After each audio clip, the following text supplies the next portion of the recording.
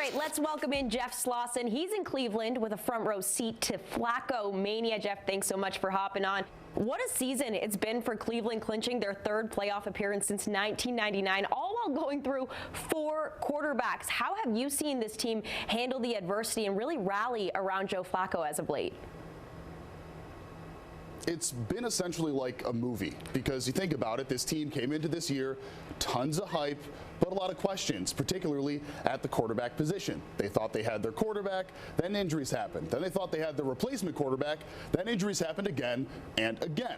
And I remember when Joe Flacco was announced as flying into Cleveland, it was maybe he'll be just on the bottom of the depth chart, maybe potentially just a backup.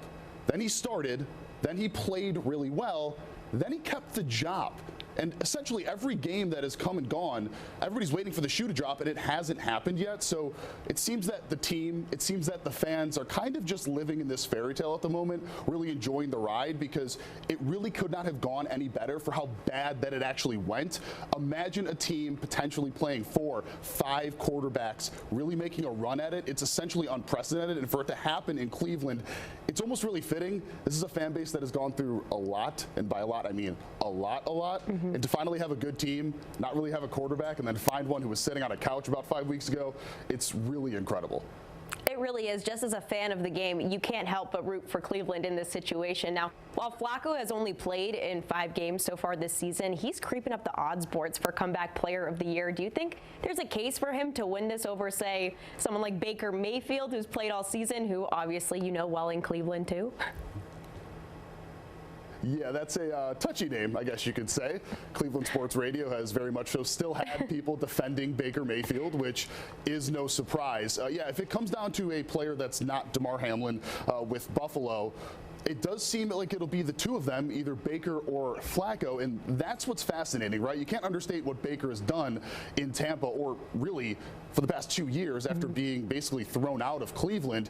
But I think the importance of what Flacco has meant to a team that, if Baltimore didn't exist, would be basically a 1 seed or a 2 seed.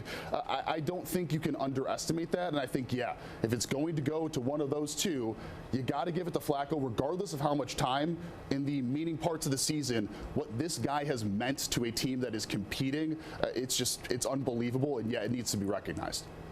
Absolutely. Now, Flacco, there is talk of him sitting for Week 18 against Cincinnati since the playoff spot is secured. What are you hearing, and what can we expect should P.J. Walker or Jeff Driscoll get the start?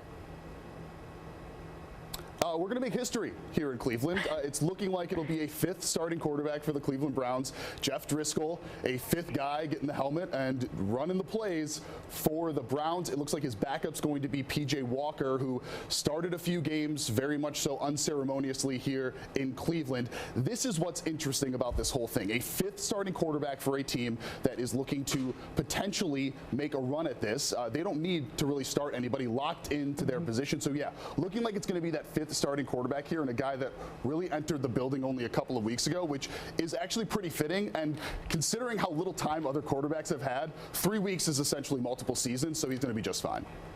Yeah, it's just the recurring theme here. All right, Jeff, thank you so much for your time. Looking forward to seeing how these guys handle this last game of the season.